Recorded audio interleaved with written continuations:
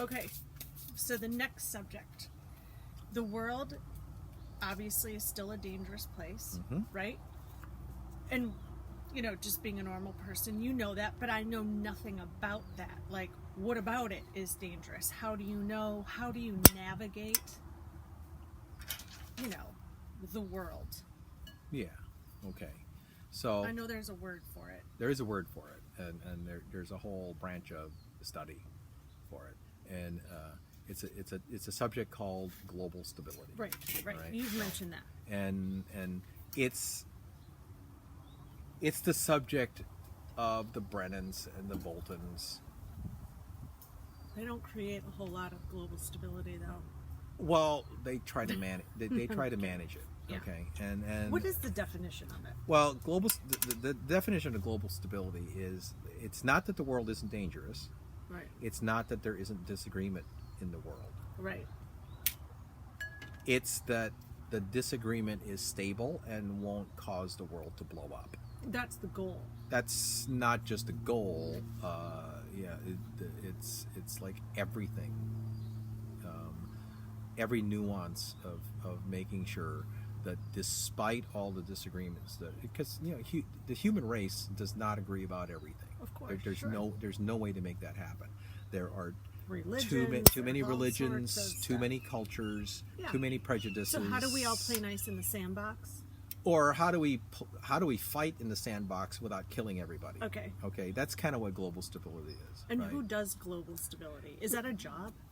Yeah, it's a job, and it falls hardest on the biggest countries that have large numbers or inventories of nuclear weapons. Us.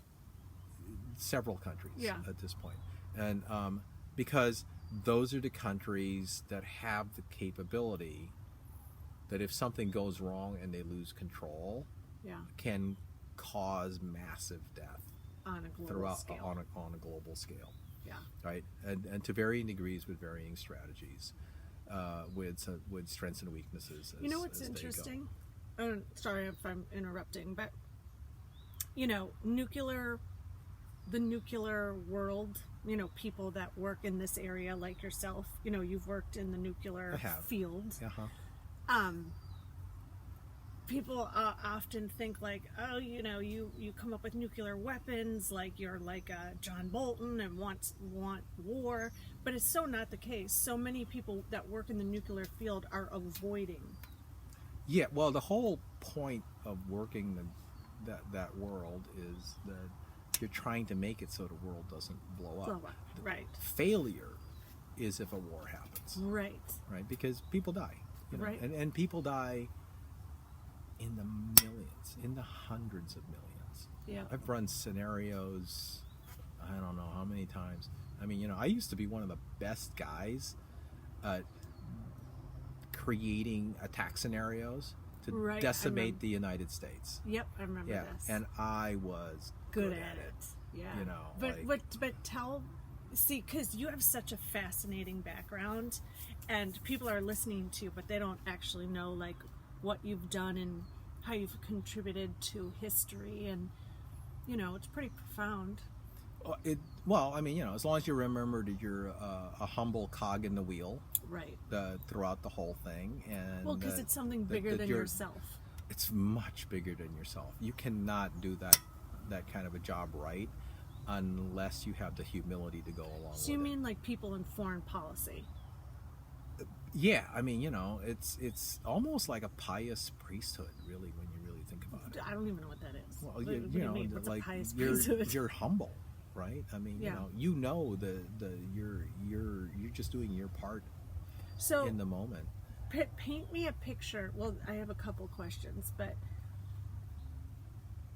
okay, I want to know.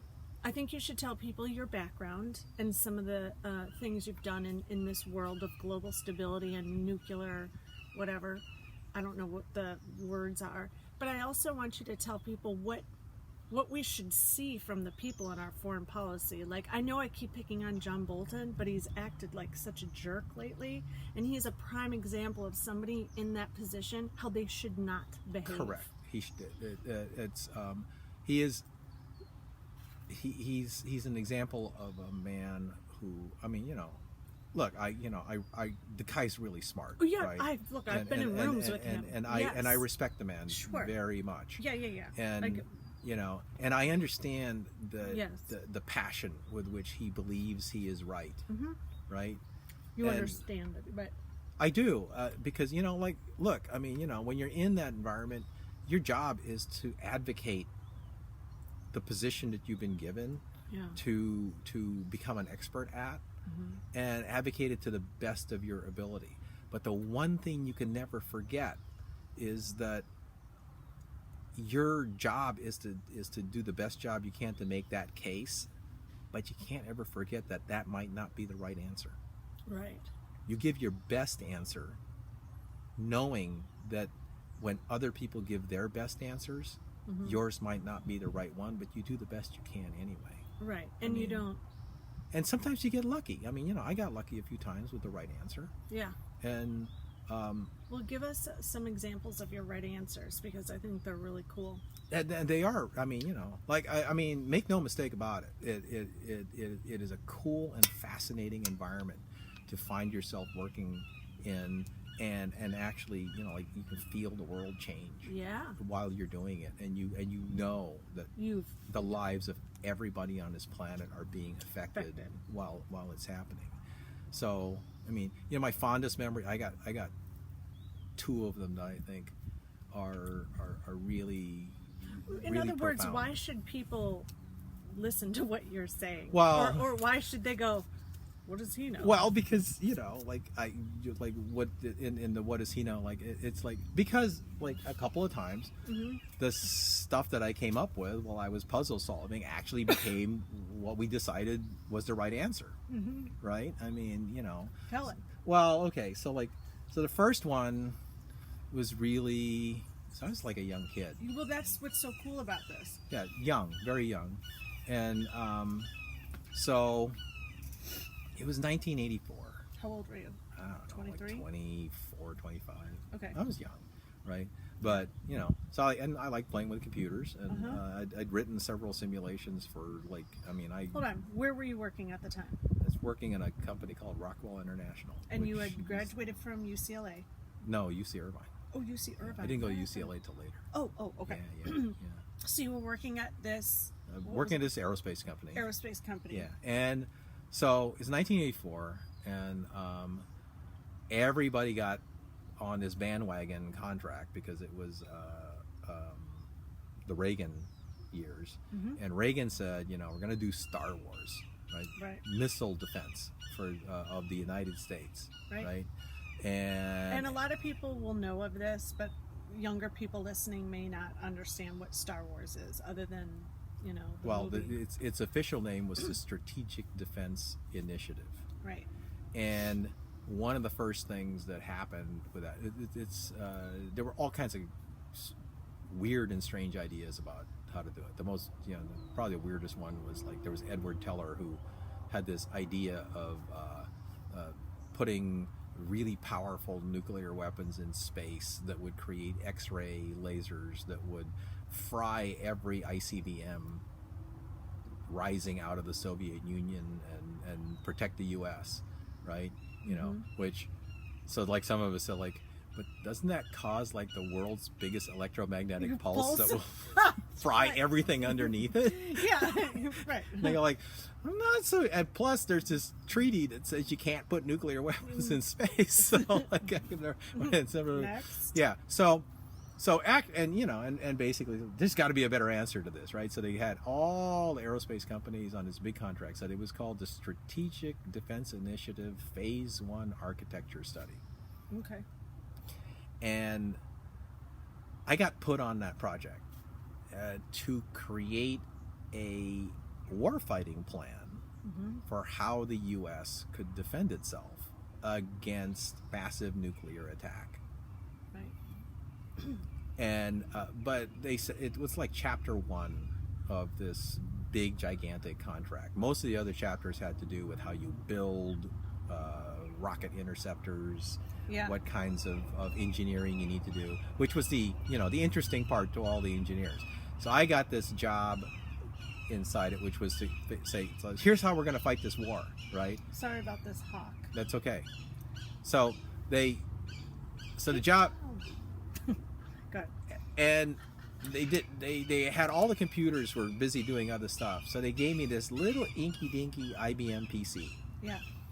to write this simulation on and prove Simulation, say it again, of what? of war? fighting Fighting a massive nuclear exchange, Right. right? Yeah. And it had different scenarios in it, and different weapons, and different attack strategies that were built into it.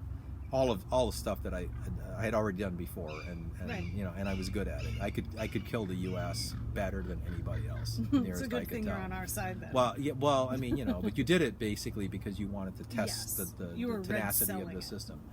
Yeah, because you want to know whether or not your system works, right? Right, of course. And so I got it. It's like 6 months, and I wrote this simulation. It ran so slowly that the way I put it together is I had to start a case in the morning, and then I would hang around the building all day long, talking to people about anything because I was bored while waiting for this thing to finish. Right. And then at the end of the day, I would go back to this little PC and I would pull the numbers off, and then I would start the next case and then go home, and then I would come in the next morning, pull those numbers off, start the thing again, and I walk around the building like talking to people all day long while Right. waiting for the thing to do. And people are like, "What are you really doing?" I'm like, "Well, I got this really slow computer, right?"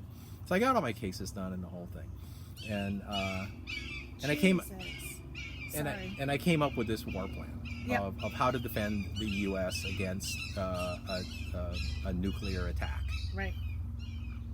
and I put it down on and made it so it was chapter 1 of this thing, which was like just a few pages, right? Because that wasn't the interesting part, according to all the people that Right. I was working with. So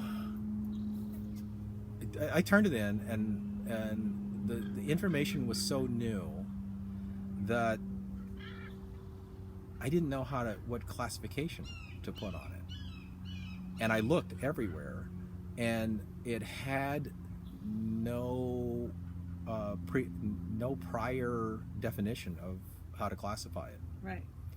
So I marked it with the only thing I could, because a contractor cannot create new classifications. Only Sure. the government creates new classifications. So I marked it unclassified pending Okay. and turned it in, and basically said, look, there's no guidance on this, so Yeah. this is what I have to mark it as, and we're going to turn it in, and then they will come back and tell us what the classification is Sure. later, right?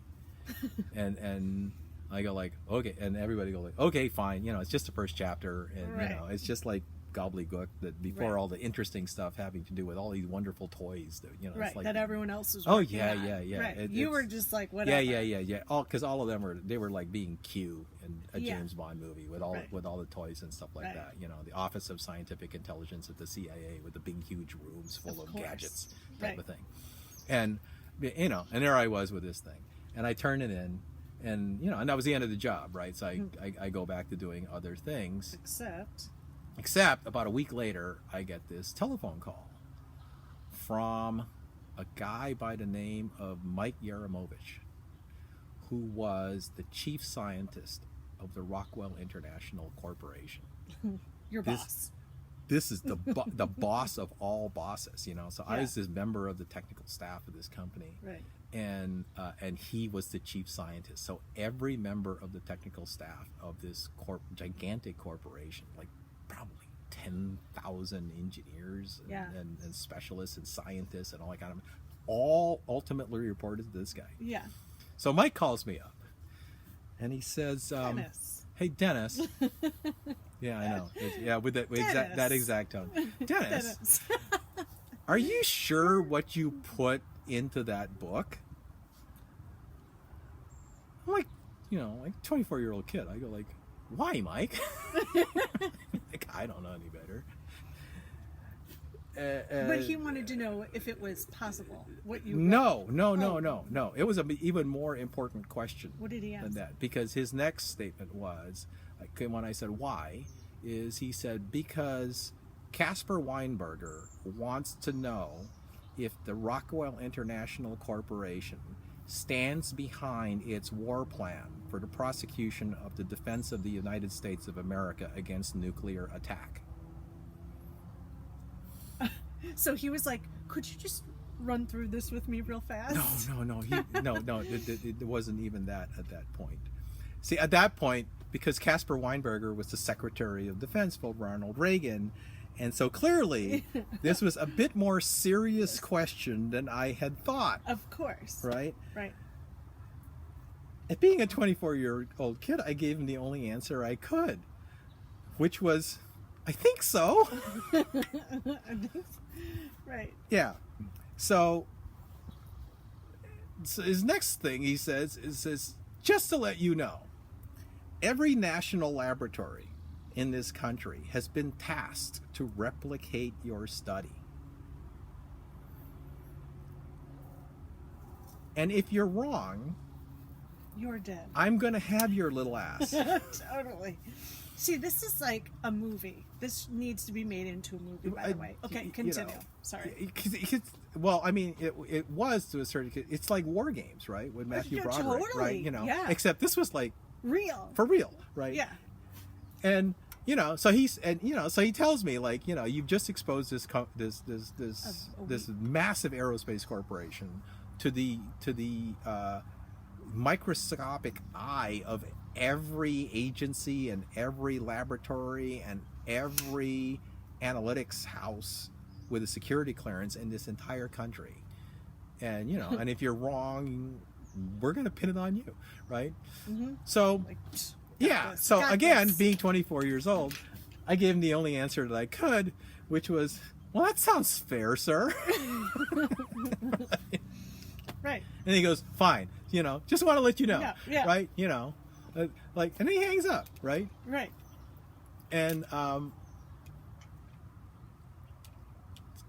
6 months later, I get this telephone call, and in my office, and the telephone call says, Mr. Dennis Santiago, and I go, yes. He says, this is so and so. I'm calling you from the Pentagon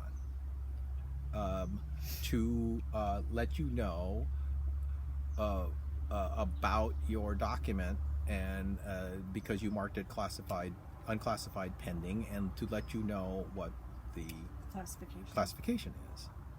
And I said, oh, yes, sir, thank you. I appreciate it. What is the classification?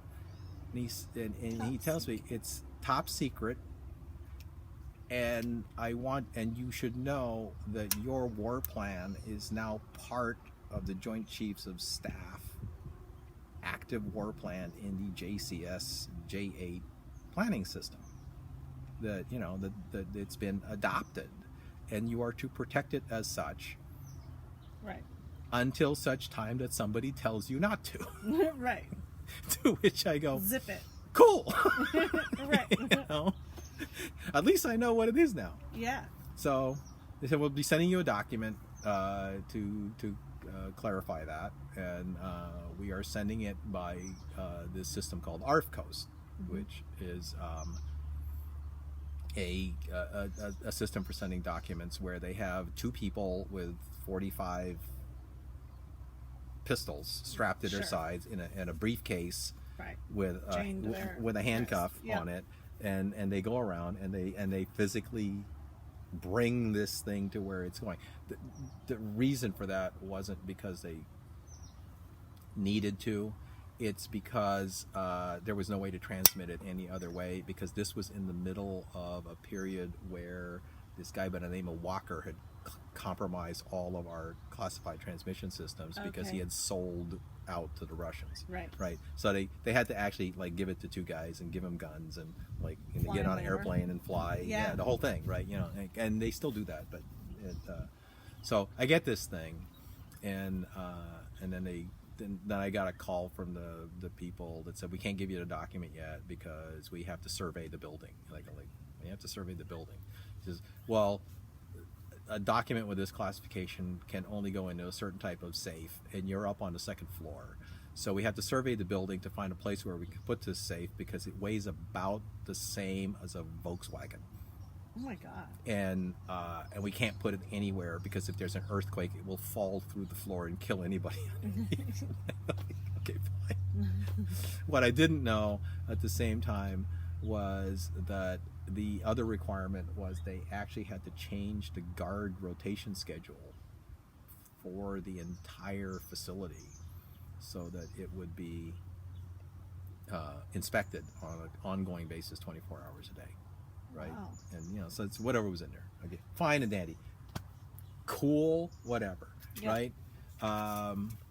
What was cool about it was, and I didn't understand the how profound it was until many years later, thanks to you, because you invited me to this talk that was being given by a mutual friend of ours by the name of Frank Gaffney, who I didn't really know up until I went to this event that you had put together.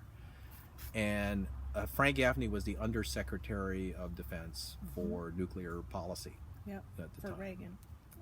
during the Reagan administration. And so what I didn't understand at the time was that the Strategic Defense Initiative was in terrible trouble. They weren't sure it was going to work. Yeah. They had no strategy to make it work. Yeah.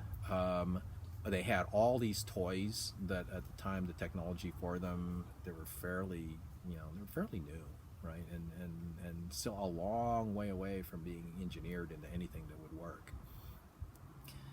And so it's a smoke and mirrors exercise. Sure. Right? And so because of that, they were going to give up on it. That the whole missile defense thing was infeasible and they were going to let it go until they saw this document. Yeah. It changed everything. Yeah. So every once in a while. Yeah, but there's more to this. Well, there is. Okay, because so that basically got the ball rolling on every time somebody had a really weird question. They'd call me and go like, so I got this really weird question. Right. And these people from Washington, right? And you answered a really weird question. And I guess my answers were kind of okay. Yeah. Right? Because they go like, okay, he seems to know what he's talking about, and he seems to be being diligent. By that time, so I had in my collection of classified documents,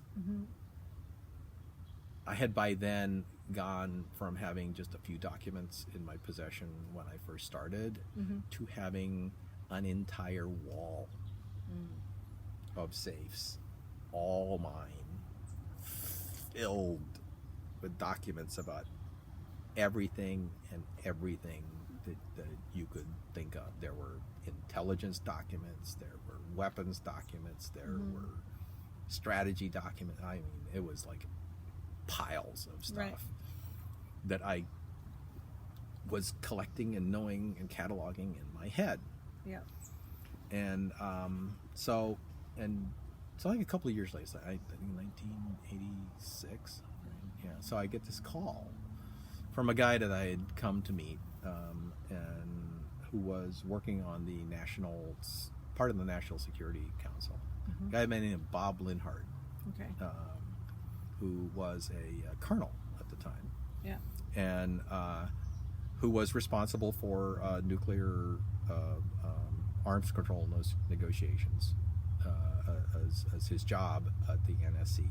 And he had an office on the opposite side of the hallway, I guess, from the office of one Oliver North. So, who was in charge of South American affairs at the time.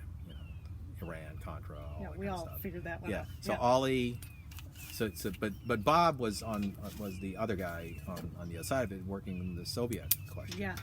So Bob calls me up, or he actually called a friend of mine up in the office, and a friend of mine, and he flagged me down. He says, Bob wants to talk to you now.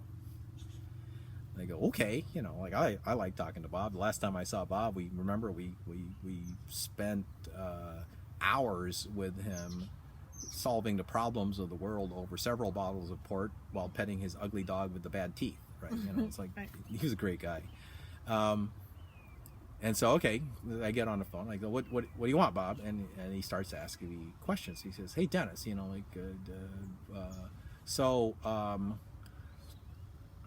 nuclear war.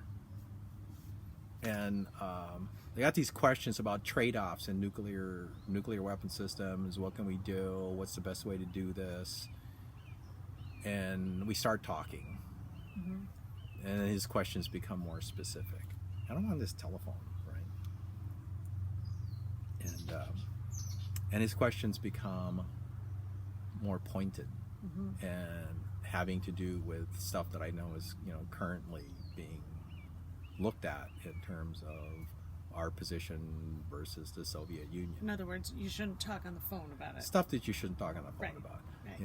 But like this guy's NSC, Yeah. right? So, and he asked questions, and so I answer his questions with the best generalization that I could have, and then he asked more questions about specific things.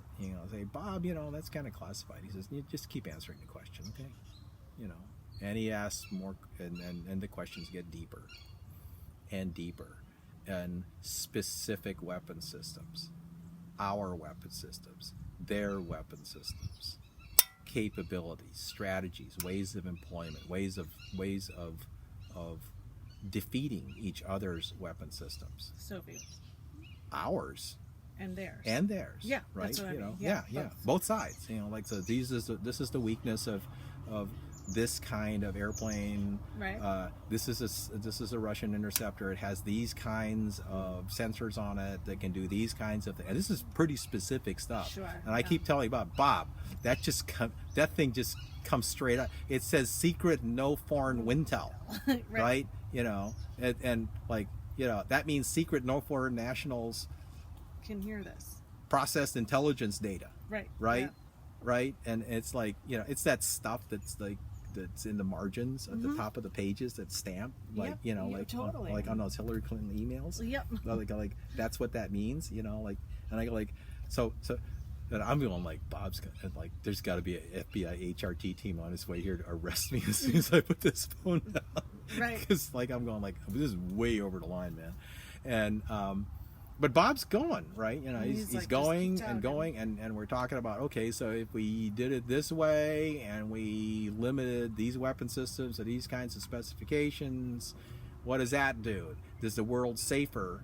Do we have global stability? Which is like, okay, everything, we don't like each other, we don't trust each other, but if we do it this way, neither one of us is going to get into trouble, both sides. And it'll be okay, and no war will start, because what you don't want to do when thinking stuff like that through is create a condition where one side has an overwhelming advantage, Of course. over the other, which is what happened with Star Wars. But in this case, they were trying to make it so that you had continued Even. parity, because parity is, if you have decent parity, you have deterrence.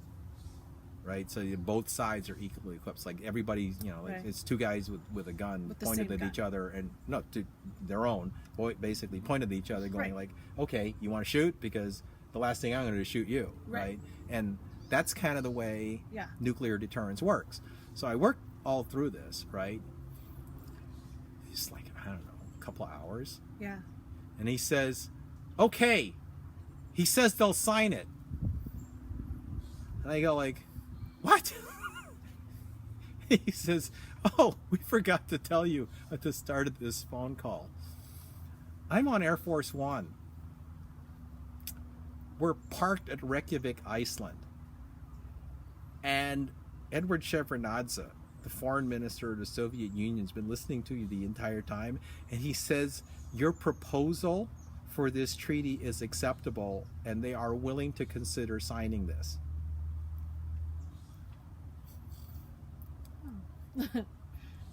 Cool. And I go, my first thought is, okay, so maybe I won't get arrested. Yeah, you probably won't. Yeah. And my You second coulda led thought, with that. but my second thought is, I think I just accidentally ended the Cold War. Totally. You Yeah, did. but it was a shocker, right? Yeah, I bet. And so Bob says to me, "Okay, here's your orders. Mm-hmm. Keep your mouth shut for 24 hours, and then it won't matter, Right. right? Yep. Because this die is cast, Yeah. right? You'll know. Yeah. Because that was that day. The next morning was Was. when Reagan and Gorbachev came Came out out. of the house in Reykjavik, and said we have some agreements in principle. They didn't sign a treaty for that one, but it started the ball rolling. Yeah. That eventually, in 1989, that was it. Cold War was over. Yep. Right? And it was Compliments of Dennis Santiago. you know what? It was that's being in the right place in the right time with a wall full of research packed into your head Yeah. to be a cog in a wheel, nothing Yeah. more. It was profound. Yes. I walked my God. outside after the phone call, and my senses were so keyed up, I could hear blades of grass Yeah, I bet. swinging in the wind in the parking lot. Yeah. And the weird part of it was that was the same day I had my next meeting was I had gotten called into to be part of a meeting because the company was competing to build the MX missile, the U.S. mobile ICBM, Yeah. right? And the meeting was an all hands for the entire corporation, bringing together all these different divisions. And the meeting was headed by, of all people, Mike Yaramovich. Oh, you're I kidding. am not kidding. So there's Mike. And I go into this meeting, right? And my head is spinning Oh, I'm sure. because I know what's going to happen Happen. tomorrow, and I'm Yeah. under orders to keep my mouth shut. Yep. And so there's Mike, and he's like going over how our plans and how each division is going to help out with making sure that we win this MX missile contract. He looks over at me and he notices, he says, Dennis, you don't seem to be paying attention nearly as well today. Right. And I go, can I come visit you tomorrow, Mike? Because I got to talk to you about something, but I can't talk to you about it today because it just is. And he goes, okay. Right? And because I already, I'm looking You already at, knew. I'm that looking, there's no, I'm looking at this thing. I go, like, we're talking about a missile that's never going to get built. That's right. Yeah. Like That's right. that thing ain't ever going to happen, right? And but I couldn't say anything. And What's the time on here? we're about 40 minutes, Okay, good. 32 minutes. So anyway, so I go to him the next day. And by then, the thingy Yeah. with the Reagan they're came out out there, and- yeah. the whole thing, and I show up his office at the corporate office. He gets this big, huge office, and because he's the chief scientist, Yeah. right? Yeah, and I go in, I said, so Mike, and he goes like, you knew about this, didn't you? Uh-huh. And I looked at him, I said, it's my fault. Am I fired? No, because he and I had done a few things to really just because there are certain things sometimes you just have to shut down technology projects because they're too dangerous. Well, But this was like, I mean, and that the next day it's like you get an appreciation for sometimes don't waste the opportunity, don't waste a moment because they don't come along very often. Right. And yeah. But don't be pompous about it. Right. Because those kinds of moments don't come to those people. Yeah. If you think you're gonna be the guy that changes the world because you wanted to be the one, you're never gonna do it. Yeah. The guy that changes the world is the guy that just happened to be there at the right moment with all the right information. Yeah.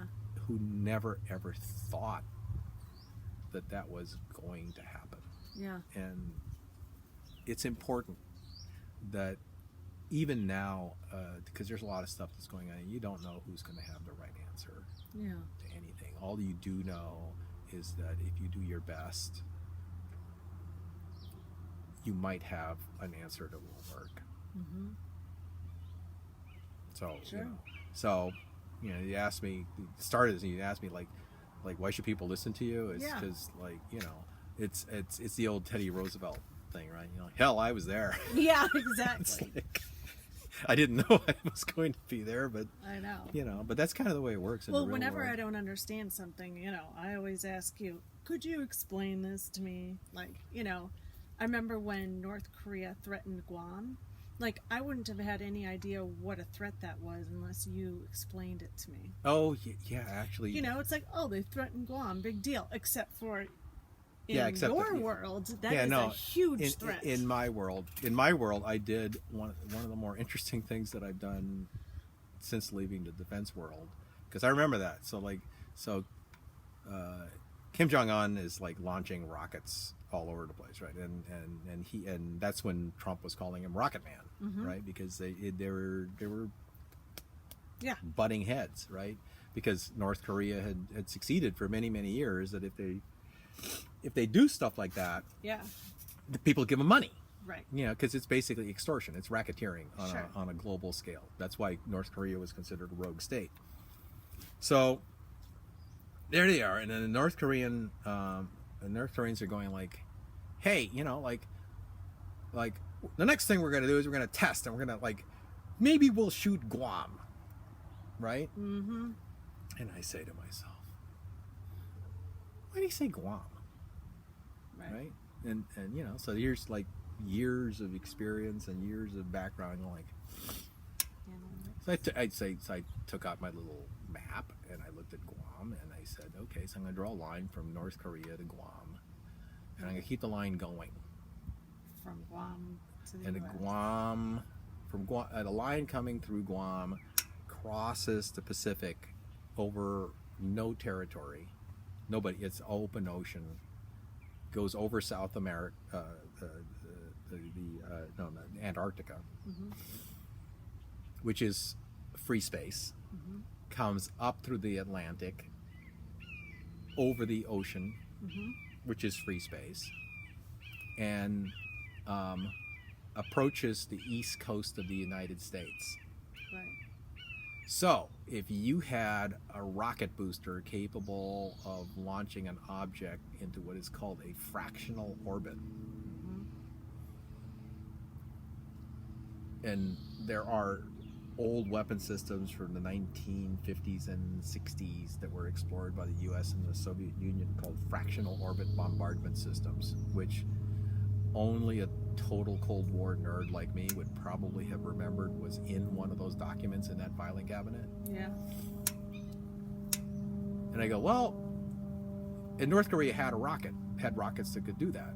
And I said, well, okay, so if North Korea launches a rocket, they can go fractional orbit and come up through to the United States from the south, where we have no missile defenses, That's right. Yeah. going over international territory the entire time with one large nuclear weapon that they don't even have to aim well and blow it up several hundred miles over the United States. They could fry the entire grid of the east Yeah. coast of the United States in an EMP attack. Yeah. So I did the only thing I could do. Right. I wrote a missile defense plan against it, to protect against it, Right. and I published it in the Huffington Post. Of course. And people can look it up. Yeah. It's there. Yep. I publish it in other places too, which is basically, unclassified pending. Yeah. And then I called all my Dennis. friends up into All in over it, in yeah. the defense industry, and I said, hey, so I just put a war plan on how to defend the U.S. against a North Korean electromagnetic pulse attack coming up through the southern Atlantic, and I put it on the Huffington Post. You might want to read it. I do stuff like that. Yes, you do. Right? Because, it was in the moment. And I go like, you know what? The guy I really want to read this is not people in the Washington establishment, Right. because they'll never understand it. They'll bury it, right? Yeah. The guy I want to read this Mm-hmm. is Kim Jong-un's general. And the best place to put it is on Ariana Huffington's old publication because that goes everywhere, Yeah. right? And I go like, yeah, Yeah. like A invited me in there in the early days of that thing when she was still running it, and said, write articles on there because you never know, it might do some good sometime, Yeah. right? And my account was still open because I hadn't gotten thrown off of it yet because because I'm a bit right of aisle, and they went pretty far left, so they were like culling people that weren't part of their narrative. Sure. Like by a year later, but I was still in there, so I said, you know what, the best place to put this so it's visible, so that the right guy sees it and understands that they opened their mouth and made one clue that was enough Was Guam. for somebody with the right training and understanding to go, okay, I know what you're up to. Yeah. And I know how to stop you. Yep. Nice work, So, Dennis. yeah, again, like, Unclassified pending. That should be the name of your movie. Yes. Yeah, Unclassified pending. God, that would be. I love Actually, it. that is a good title for it, because everything that I've ever done that made a big difference that I can remember, there was no classification for. Nobody had ever thought of it that way before. But that's kind of the way the world gets better. Yeah. Well, no kidding, right? It's like the establishment just keeps doing the same thing over and over. Yeah. That's what that's what they do. And as a matter of fact, like we get to today, I'm looking at what current nuclear policy is today. Yeah. And looking at where we are, because it's been a while, and I kind of took a vacation from it because I figured you worked in the financial. But basically, the world was safer. We were a long way from getting into trouble with nukes, and it's like, you know what? I accidentally ended it. I probably should stop causing too much damage and go find something else to do for a while. Right. But so like today's kind of a little bit different. The nuclear policy, I think, I'm probably going to write a few articles on it because it needs a fresh look. Yeah. It needs fresh air, as Frank Gaffney likes to say. Yeah. And the thing that I see the most is that the U.S. is like Bolton, stuck in an era that doesn't exist anymore. So we're still thinking along the lines of extending what our thoughts were from the Cold War. We're good. Okay. And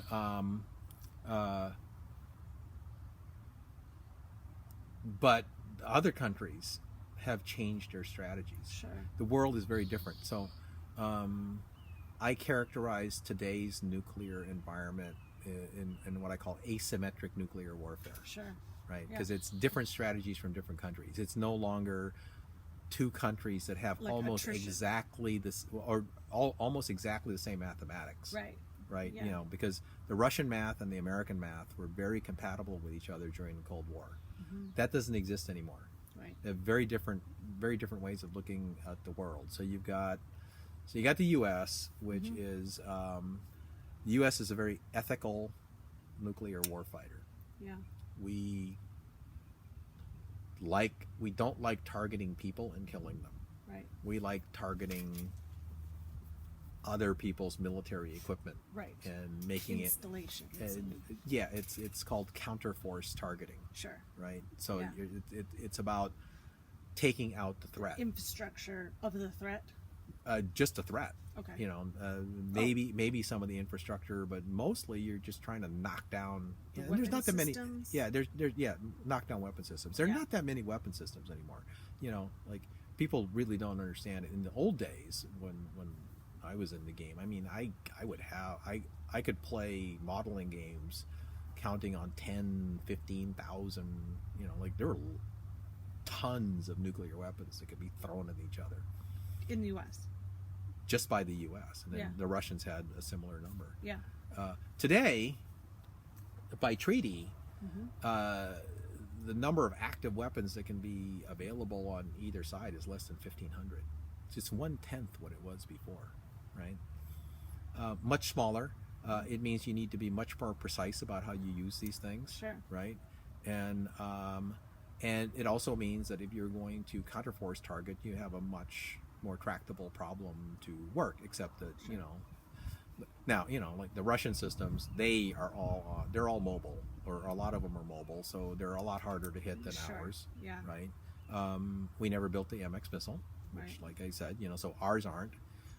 However, we have really capable bombers, which Yeah. which can move and are hard to hit. Yeah. So and we've got submarines which can also move and are a little bit hard to hit. So it's kind of equal there, right? Which is why we don't have any big nuclear wars, because it's parity. The problem is Right. that the Russians know that, but their aims have shifted. So what they're doing now is they're investing more into what they call low-yield nuclear weapons, inky-dinky ones. Right. So inky-dinky nuclear weapons aren't really useful unless you have super precise targeting, Right. and then you can use them for strategic counterforce if you feel like it. But what they're really useful for is battlefield nuclear engagements. So what they call theater nuclear warfare. Sure. And the Russians have legitimate strategic concerns about theater nuclear warfare, particularly in their posture between themselves and Western Europe Yeah. and Eastern Europe, Mm-hmm. right? Because they have problems with their former satellites, and they also have problems with Western Europe. And the Russians have not forgotten that the last time they almost died, it was the Western Europeans that were trying to kill them. Mm-hmm. So and they don't like that, and it's legit. So holding those people at bay, you don't need big, huge nuclear Right. weapons. Right. Like Well, if you were going to hold the U.S. at bay. closer. So you need smaller ones that can make the Europeans feel nervous. You also need smaller ones to make their other border, which is of great concern to them, the Chinese. So they tend to, so basically you want deterrence against the people on that border too, Right. and you don't need big nuclear They're not weapons looking for that. at us. Yeah, they're not. Yeah, They're not focused. They're not focused on us. Where they are focused on us is that it turns out is Economic? that no, it turns out that this is all nuclear. Oh. It good. turns out that low yield nuclear weapons can also be used to coerce larger countries like the United States from getting involved in certain things that they don't want them to. So like if the Yeah. Russians decided that Of they course. really didn't like the Ukrainians, right? Right. And they had an inventory of low yield nuclear weapons and we did not, We're not going to go yeah, they could say like, look, assist the Ukraine. yeah, because they basically, you stay out of it, right? Right. This is our deal. This is our sphere of influence, Right. and there's no this is not, Ukraine is not Is your our proxy, Yeah. right? And all that kind of stuff comes into play. Sure. And so, but the game that they're playing is they're looking out for their interest in avenues that we traditionally have not been adversaries on, because we've always held them to the fire, and it says even the smallest nuke will cause us to shoot everything at you, Right. and they know that doesn't work anymore, right? So they're adapting to this. We're trying to adapt, but we're not really good at adapting. In this We way. don't, yeah, and so but that's kind of one of the bigger questions for the U.S. arsenal is like, geez, do we need more of these kind of little itty-bitty things so we get parity at that level too, so we can deter the Russians from being aggressive in these areas, and we can tell them, no, if you decide to try to coerce us by saying you have them and we don't, the answer is we have them too, right? Yeah. Right. And so that's one of the questions that's being raised now. The other question that's being raised has to do with the Chinese, and the Chinese have a very different strategy, or we think they have a very different strategy for this, which is that the Chinese practice something called counter-value targeting, or we believe they practice it, and which is because they have so few nuclear weapons, and they know that they don't have the ability to target ours, their form of deterrence is to target our cities and populations, and basically go like, anything goes on between us, we'll kill as many of you as we can, and that's our threat. So don't do anything, right? But in what fashion? Just if you have a limited number of bombs, you bomb all the cities and kill the population. Okay, so they're Remember, the Chinese have a very different view of the value of human life yes, than no, we do, I'm aware. right? But they do have a very great concern about their ability to deter the United States from threatening them with Right. nuclear weapons, because we have more than enough inventory to go blast them too, Right. right? So the thing that I think I see there is it brings back the missile defense Yeah. stuff, in that if you have an enemy that's doing counter value targeting, I think it legitimizes your need to have missile defense. Mm-hmm. And the thing is, from a global stability standpoint, the needle we have to thread is that how can we convince the Russians that we need missile defense, because they're deathly afraid that if we have a missile defense system that works and they don't, then their entire counterforce thing falls apart, and which is why we're not allowed to deploy those things. Right. But with the Chinese, it's like, well, if there's no treaty that constrains the Chinese, Right. so we have to basically say, look, I mean, we need missile defense in order to convince the Chinese that counter value targeting is a bad idea.